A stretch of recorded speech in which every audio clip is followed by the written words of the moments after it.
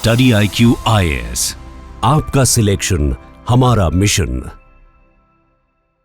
भारत जिसको हमेशा assembler economy के नाम से जाना जाता था, क्या आज के समय पे मैन्युफैक्चरिंग इकोनॉमी बन गया है या मैन्युफैक्चरिंग इकोनॉमी बनने की तरफ जा रहा है? एक बहुत बड़ा सवाल है और इस सवाल का सीधा संबंध चाइना से है, क्योंकि अगर भारत मैन्युफैक्चरिंग का पावर हाउस बनेगा तो ये सीधे तरीके से टक्कर देगा चाइना को, और चाइना को टक्कर कैसे देगा, इन बहुत सारे पहलुओं पर चर्चा करेंगे। भारत को लेकर एक शब्द और हमेशा आपने सुना होगा कि भारत को स्क्रू ड्राइवर इकोनॉमी कहा जाता है। और स्क्रू ड्राइवर इकोनॉमी कहा क्यों जाता है? क्योंकि इसके पीछे बहुत बड़ी ऐतिहासिक गलतियां मानी जाती है, क्योंकि भारत ने अपने आप को जो सर्विस सेक्टर है उसका पावर हाउस बनाया, जबकि इकोनॉमी के बेसिक नियम कहते हैं, बेसिक रूल्स कहते हैं कि अगर आपको ग्रो करना है, आपको आगे बढ़ना है, तो उसके लिए आपको पूरी प्रोसेस को फॉलो करना पड़ेगा। हम सब लोग जानते हैं कि इकोनॉमी के 3 इंपॉर्टेंट सेक्टर होते हैं। प्राइमरी सेक्टर, जिसको आप लोग एग्रीकल्चर सेक्टर के नाम से जानते हैं, सेकेंडरी सेक्टर हमारा इंडस्ट्री सेक्टर है, और टर्सरी सेक्टर इसको आप सर्विस सेक्टर के नाम से जानते हैं। जो रूल है इकोनॉमी को, यही कहते हैं कि आप पहले प्राइमरी सेक्टर को ग्रो कीजिए, उसके बाद सेकेंडरी सेक्टर को ग्रो कीजिए, फिर टर्सरी सेक्टर को ग्रो कीजिए। इससे क्या होता है कि जो ट्रांजिशन फेज है वो यहाँ पे निकल जाता है, मतलब अर्थव्यवस्था बेहतर तरीके से ग्रो करती है। इससे इंफ्रा बिल्ड होता है, इंडस्ट्रियलाइजेशन होता है, प्रोडक्शन बढ़ता है, एम्प्लॉयमेंट आता है, और आपका सर्विस सेक्टर फिर बेहतर तरीके से ग्रो करता है। लेकिन भारत ने एक ऐतिहासिक भूल की, और जो ऐतिहासिक भूल है वो ये है कि हम प्राइमरी सेक्टर को ग्रो करके सीधा टर्सरी सेक्टर में पहुंच गए, यानी सर्विस सेक्टर को हमने ग्रो कर दिया, और सर्विस सेक्टर को ग्रो करने के कारण ही हम असेंबली की फैक्ट्री बन के रह गए, जबकि हमको बनना मैन्युफैक्चरिंग की फैक्ट्री चाहिए था। आज भारत में जितनी सारी भी परेशानियां हमको देखने को मिलती हैं, अगर हम अनएम्प्लॉयमेंट रेट बहुत हाई है, उसके पीछे वजह भी यही हमारी ऐतिहासिक गलती है। आज अगर इंफ्रा डेवलप नहीं है तो उसके पीछे वजह यही आपको दिखाई देगा। सोशल इकोनॉमिक डेवलपमेंट दिखाई नहीं दे रहा है तो भी वजह यही है। ऐसा क्यों है? ऐसा इसलिए है, देखो, जब हम लोग एग्रीकल्चर सेक्टर को ग्रो करते हैं तो प्राइमरी सेक्टर मतलब हमारा जो प्रोडक्शन है वो बढ़ना शुरू होता है, रॉ मटेरियल्स का प्रोडक्शन बढ़ना शुरू होता है। अब इस रॉ मटेरियल को कंज्यूम करने के लिए हमको सेकेंडरी सेक्टर चाहिए, और सेकेंडरी सेक्टर मतलब इंडस्ट्री। अब जितना ज़्यादा उत्पादन यहाँ पर होगा उतना बेहतर तरीके से सेकेंडरी सेक्टर ग्रो करेगा, या आप ऐसा कह लीजिए कि जितने बेहतर तरीके से सेकेंडरी सेक्टर ग्रो करेगा उतना ही बेहतर आपका प्राइमरी सेक्टर वर्क करेगा। लेकिन हमने क्या किया, हमने सीधा टर्सरी सेक्टर पर लेकर चले गए।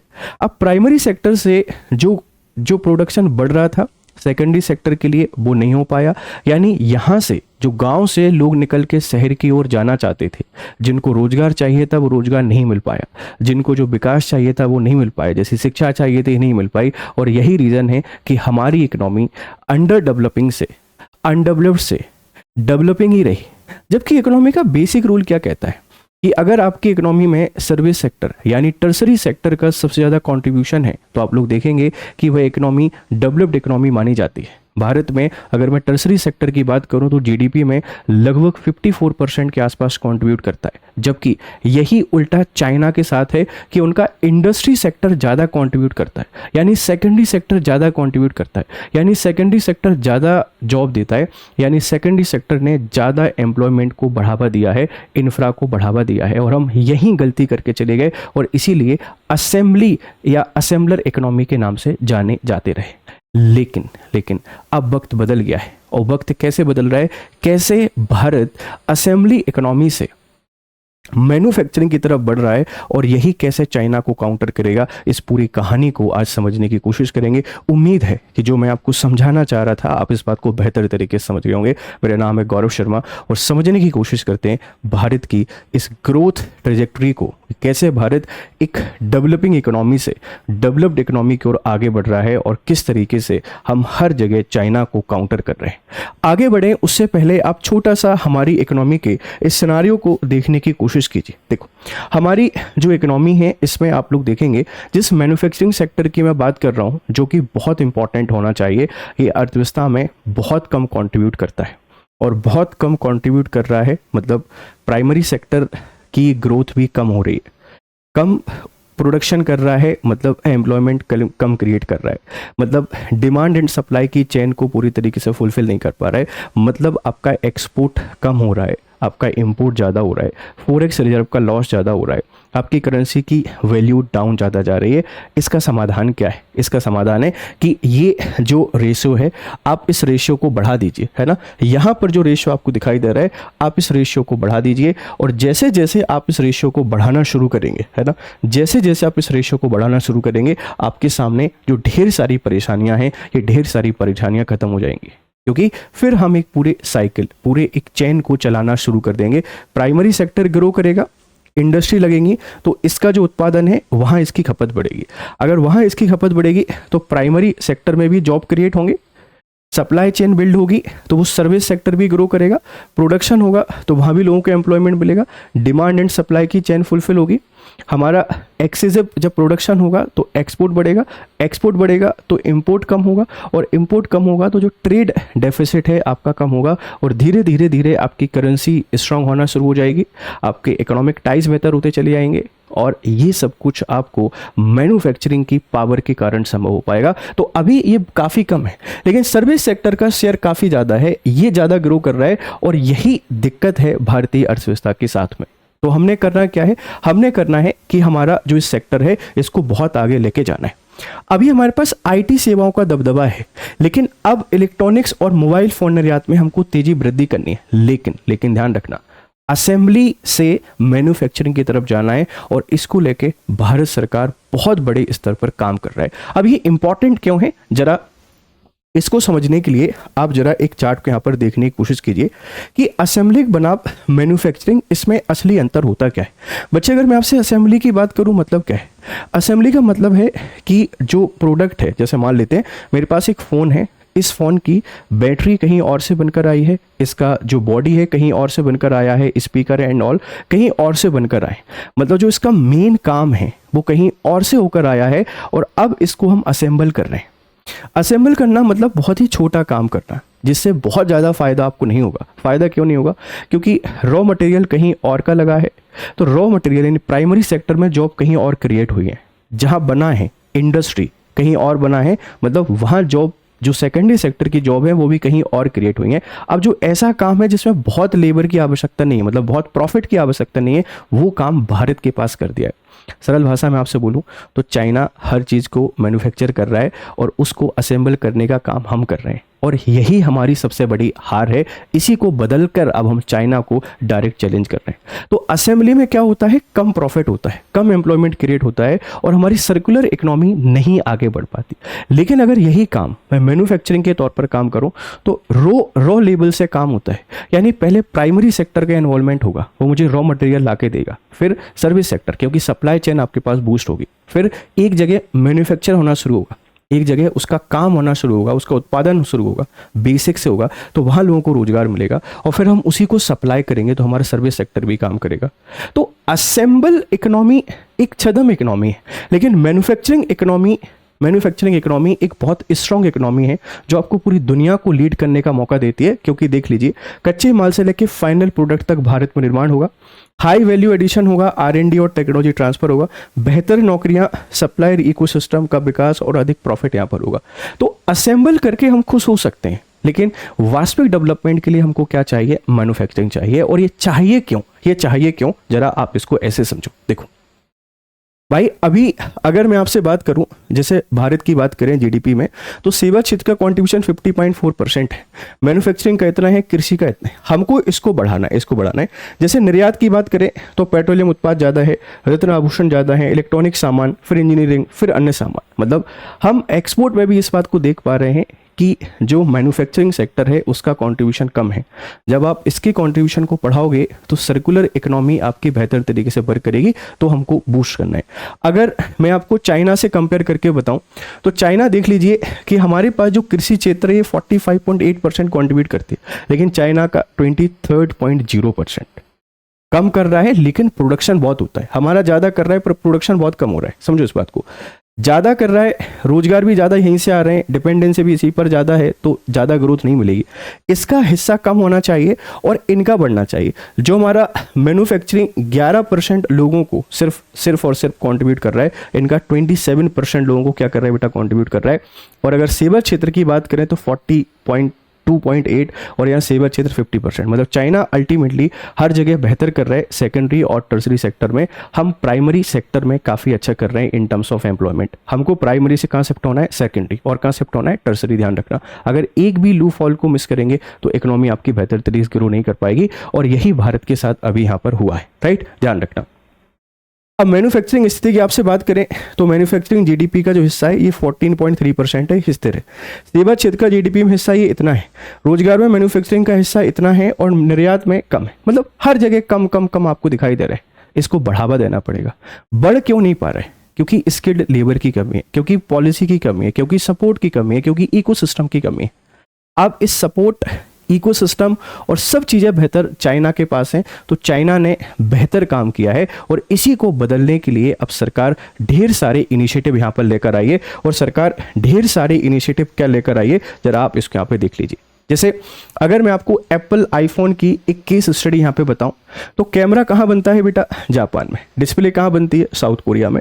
ताइवान से STSMC आता है। भारत सिर्फ क्या कर रहा है, भारत सिर्फ और सिर्फ असेंबल करके दे रहे हैं। जैसे जिस आईफोन की हम महिमा मंडन करते हैं कि भारत दुनिया में सबसे ज़्यादा आईफोन को सप्लाई करता है, भारत पूरी दुनिया में सबसे ज़्यादा आईफोन को एक्सपोर्ट करता है, जबकि हम कर क्या रहे हैं, स्क्रू ड्राइवर लगा के बना के भेज रहे हैं, बाकी सारे काम अलग अलग जगह हो रहे हैं। तो हमको रियल डेवलपमेंट अगर चाहिए, उस रियल डेवलपमेंट के लिए हमको इसको यही बनाना पड़ेगा, और इसको यही बनाने के लिए सरकार की सपोर्ट की आवश्यकता है। अब सरकार कैसे ये सारे के सारे नैरेटिव को काउंटर कर रही है, जरा आप इसको समझने की कोशिश करिए, ठीक है। मतलब क्यों, मतलब सरकार ये सारी चीजें कर रही है, पहले इसको समझते हैं कि ये बदलाव हो क्यों रहा है। असेंबलर इंडिया से मैन्युफैक्चरिंग इंडिया की तरफ हम क्यों जा रहे हैं, इसके पीछे वजह है करंट सिनारियो। जिस तरीके से ग्लोबल डिस्ट्रप्शन बना हुआ है, जिस तरीके से चाइना प्लस वन की पॉलिसी चल रही है, ये पूरी दुनिया को तबाह करके रख देगी। तो यहाँ आपको आत्मनिर्भर बनना पड़ेगा, यहाँ आपको पूरी दुनिया के एक विकल्प के तौर पे आना पड़ेगा, तब जाकर आप चाइना को काउंटर कर पाओगे, तब जाकर आप चाइना के डोमिनेंस को खत्म कर पाओगे, और एक सुपर पावर के तौर पर अपने आप को इमर्ज करोगे। तो भारत के पास ढेर सारी अपॉर्चुनिटी है, हमारे पास लेबर है, हमारे पास लैंड है, हमारे पास करेज है। हमको चाहिए क्या, हमको चाहिए सिर्फ और सिर्फ तकनीक का ट्रांसफर, जो Japan, South Korea, Australia, New Zealand हर जगह से हमको मिल रहा है। तो इसीलिए ये शिफ्ट हो रहा है। पहला क्या है, पहला है देखो भाई कि चाइना को काउंटर करना है। ग्लोबल डिस्ट्रप्शन के कारण आपको आत्मनिर्भर बनना ही पड़ेगा, और आत्मनिर्भर बनोगे तो फिर पूरी दुनिया के एक विकल्प के तौर पर आओगे। दूसरा, हम कब तक असेंबलर इकोनॉमी के तौर पर बने रहेंगे, मैन्युफैक्चरर की तरफ आपको शिफ्ट होना ही पड़ेगा। और इसीलिए आप लोग देख रहे होंगे कि भारत सरकार अभी बहुत सारी जो कंट्रीज़ हैं, इन बहुत सारी कंट्रीज से FTA साइन कर रही है, चाहे वो UAE हो, चाहे वो UK हो, ऑस्ट्रेलिया, न्यूजीलैंड, इंडोनेशिया और दुनिया के 35 के आसपास देश हैं जिनसे FTA हमारा साइन हो रहा है। ये क्यों कर रहे हैं, इसके पीछे वजह क्या है, क्यों किया जा रहा है? वजह बड़ी सिंपल सी है। आज मैन्युफैक्चरिंग का हब बनेंगे, धीरे धीरे मास प्रोडक्शन होना शुरू होगा। इस मास प्रोडक्शन को शिफ्ट कहाँ करेंगे, इसको लेके कहाँ जाएंगे? तो जिनसे FTA हम साइन कर रहे हैं उन पर ही इस प्रोडक्ट को लेकर जाएंगे, वहां ही इन प्रोडक्ट को सेल किया जाएगा। आप इस बात को ध्यान रखिएगा, ठीक है। वहां पर हम क्या करेंगे, इन प्रोडक्ट्स को सेल करेंगे। तो ये शिफ्ट क्यों हो रहा है, आप समझ रहे हैं? चाइना की मोनोपोली को काउंटर करने के लिए, भारत में जो सरकार का एक सपोर्ट सिस्टम है उसके कारण, जो सपोर्टिव पॉलिसी है उसके कारण चेंजेस देखने को मिल रहे हैं। और इसका दूसरी वजह क्या है कि हम जो FTA साइन कर रहे हैं फ्री ट्रेड के, किस चीज़ का ट्रेड करेंगे? अगर असेंबलर रहोगे तो ट्रेड ज़्यादा नहीं होगा, मैन्युफैक्चरर रहोगे तो ट्रेड ज़्यादा हो पाएगा। इसीलिए ये शिफ्ट हमको देखने को मिल रहा है, और सरकार इसको लेके बहुत सारे काम कर रही है, बहुत सारे काम कर रही है। जैसे make in India and manufacturing mission, सरकार ने मेक इन इंडिया आत्मनिर्भर भारत मिशन को शुरू किया हुआ है। इसके अंतर्गत हम ढेर सारी चीज़ें बना रहे हैं। जैसे EV में आप रेवोल्यूशन देखने को मिलेंगे, डिफेंस जो मैन्युफैक्चरिंग है उसमें आपको रेवोल्यूशन देखने को मिलेगा, सेमीकंडक्टर जो चिप्स हैं इनमें आपको पूरा रेवोल्यूशन देखने को मिलेगा। मतलब भारत जो एक छोटे से छोटे इक्विपमेंट को भी इंपोर्ट करने पे डिपेंड करता था, आज हमारा डिफेंस एक्सपोर्ट 400% या 400% ज़्यादा से ग्रो कर रहा है। हम EV में रेवोल्यूशन लेके आ रहे हैं, हम सेमीकंडक्टर का पूरा इकोसिस्टम यहाँ पे डेवलप कर रहे हैं। और सेमीकंडक्टर की इकोसिस्टम को डेवलप करने से ऐसा है क्या है, पहली चीज़ आप इंफ्रा को बेहतर तरीके से बिल्ड कर रहे हैं। दूसरा, आप अपनी जो डिमांड है EV, चाहे भले स्पेस ईबी हो, स्पेस हो या डिफेंस सेक्टर हो, इसमें जो सेमीकंडक्टर की डिमांड है खुद से फुलफिल करोगे। जब मास प्रोडक्शन होगा तो दुनिया को सप्लाई करोगे, और सप्लाई का पावर बनना इकोनॉमिक पावर बनने की बहुत बड़ी निशानी होती है। तो हम हर क्षेत्र में रिवोल्यूशन लेके आ रहे हैं, और ये संभव कैसे हो पा रहा है? सरकार की नीतियों के कारण। हम मेक इन इंडिया पे फोकस कर रहे हैं, इंफ्रास्ट्रक्चर कनेक्टिविटी दे रहे हैं पीएम गति शक्ति के साथ। इससे पूरा हमने रोडवे, एयरपोर्ट, इन सबको डेवलप कर दिया है। लॉजिस्टिक लागत को कम करना, सरकार जितना लॉजिस्टिक लागत को कम कर सकती है करने फोकस कर रही है, और इसी के साथ में हम आईटी पार्क जैसे प्लान लेकर प्लग एंड प्ले पॉलिसी पर भी काम कर रहे हैं। आप आइए, अपना प्लग लगाइए और काम करना शुरू कर दीजिए, और यही तरीका है आपको मैन्युफैक्चरिंग के हब बनाने का। ठीक है, फिर इंसेंटिव पीएलआई स्कीम है, इंसेंटिव उत्पादन बढ़ाने पर वित्तीय ना। आप अगर बहुत बड़ी बड़ी इंडस्ट्री लगाते हैं तो प्रोडक्शन लिंक जो स्कीम है, इसके थ्रू सरकार आपको क्या करती है? सपोर्ट करती है। मतलब आप बड़ा प्लांट लगाते हैं तो लैंड आपको फ्री में मिल जाता है, जो और सारे चैलेंजेस हैं रूल्स एंड रेगुलेशन को लेकर सरकार आपको फ्री कर देती है, और आसानी से प्रोडक्शन करना आप यहाँ पे शुरू कर सकते हैं। मतलब भारत अब असेंबलिंग से मैन्युफैक्चरिंग की तरफ जा रहा है, ध्यान रखना। जैसे ऑटो एंड ईवी इंडस्ट्री का आप एग्जांपल यहाँ पे ले सकते हैं कि भारत तेजी से आगे बढ़ रहा है। हम बैटरी बना रहे हैं, हम पूरा डिज़ाइन बना रहे हैं, पूरा ईवी का मॉड्यूल इंडिया में ही डेवलप कर रहे हैं। अभी रिसेंटली आपने देखा होगा कि हमारे बेंगलोर के स्टार्टअप ने ऐसी बैटरी बनाई है जिस बैटरी में मैग्नेट की आवश्यकता नहीं होती, बिना मैग्नेट के वह ईवी की बैटरी चल सकती है, और उस बैटरी से ज़्यादा बेहतर चल रही है जो चाइना में बन रहा है। तो ये क्या है? ये बदलाव है। इससे क्या होगा?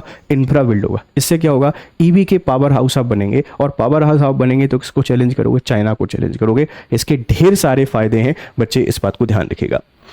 ठीक, सेमीकंडक्टर इकोसिस्टम पूरा यहाँ पे डेवलप किया जा रहा है। हर एक चीज को देख लीजिए, जैसे डिजाइन जो है, इस डिजाइन से लेके फैब से लेके पैकेजिंग से लेके मार्केटिंग से लेके सब कुछ सेमीकंडक्टर का यहीं पर हो रहा है। अब सेमीकंडक्टर क्या होते हैं आप सबको पता है कि मॉडर्न जो हमारा साइंस है, चाहे एआई हो, चाहे टेक हो, चाहे कंप्यूटर हो, उनका ब्रेन होते हैं।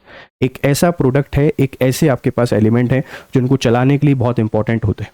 अभी प्रोडक्शन कौन कर रहा है? चाइना कर रहा है। जॉब कहाँ पर है? चाइना के पास। सप्लाई कौन कर रहा है? चाइना कर रहा है। मोनोपोली किसकी है? चाइना की। अब कौन करेगा? भारत करेगा, और भारत करेगा तो इंफ्रा बिल्ड होगा, जॉब आएंगे, और हम काउंटर किसको करेंगे? चाइना को काउंटर कर पाएंगे। तो दूसरा आप इसको यहाँ पे देख सकते हैं सेमीकंडक्टर के थ्रू। फिर हम डिफेंस मैन्युफैक्चरिंग की बात करते हैं। भारत हर स्तर पर, चाहे हम बात करें फाइटर जेट, नेवी वेसल्स या आधुनिक हथियार प्रणाली, जिसको हम लोग सुरक्षा कवच के नाम से भी जानते हैं, सब कुछ भारत में ही बनाया जा रहा है। भारत बना रहा है, आत्मनिर्भर भारत बन रहा है, असेंबली नहीं कर रहे हैं। 75, 80 और 100% स्वदेशी लागत से उपकरणों को बनाया जा रहा है। तो डिफेंस क्षेत्र में आत्मनिर्भर हो रहे हैं, पूरा इकोसिस्टम डेवलप हो रहा है, मास लेवल पर मैन्युफैक्चरिंग करेंगे, इसकी सप्लाई करेंगे, सीधा चैलेंज करेंगे चाइना और यूएसए को यहाँ पर भी, राइट।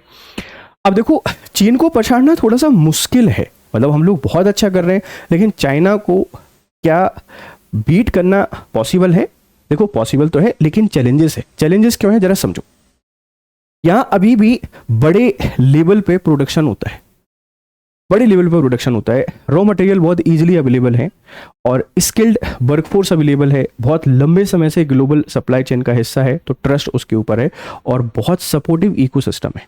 लेकिन शुरुआत हमेशा धीरे से ही होती है, पहले कदम से ही होती है, और भारत ने चल दिया है। और भारत का ये जो कदम है, ये डायरेक्टली काउंटर करेगा चाइना को। देखो 1 या 2 दिन में नहीं कर सकता, लेकिन करेगा जरूर। चाइना को पछाड़ना थोड़ा सा मुश्किल है, पर पछाड़ सकते हैं, क्योंकि इसके पास अभी ये पावर है, और इसी पावर को आपने बिल्ड करना है, तो आप चाइना को भी यहां से पछाड़ दोगे। ठीक है, अब देखो इंडिया वर्सेस चाइना की बात करें तो मैन्युफैक्चरिंग में हम 70% शेयर करते हैं, चाइना का 27% है। ठीक है, global manufacturing PMI trends Bharat का बढ़ रहा है, चाइना का थोड़ा डाउन हो रहा है।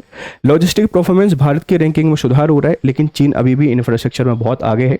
और एफडीआई इन्वेस्टमेंट भारत में इनफ्लो बढ़ रहा है, बट चाइना अभी भी आगे है। पर आगे 10 साल बाद चाइना रहेगा या नहीं रहेगा नहीं कह सकते, लेकिन 10 साल बाद आप बहुत आगे रहोगे अगर मैन्युफैक्चरिंग का रेवोल्यूशन आप भारत के अंदर लेकर आ गए तो जो बहुत सारी चीज़ें भी भारत में चल रही हैं, ये भारत को असेंबलर इकोनॉमी से मैन्युफैक्चरिंग इकोनॉमी की तरफ लेके जा रही हैं। लेकिन चैलेंजेस हैं। चैलेंजेस क्या है? देखो, फंड्स की प्रॉब्लम को सॉल्व करना पड़ेगा, स्किल्ड वर्क फोर्स आपको लेके आना पड़ेगा, स्टार्टअप का माइंडसेट आपको लेके आना पड़ेगा, करप्शन जैसी चीज़ों को आपको ख़त्म करना पड़ेगा, एक पॉलिटिकल स्टेबिलिटी हमको चाहिए और एक पॉजिटिव ग्रोथ हमको चाहिए।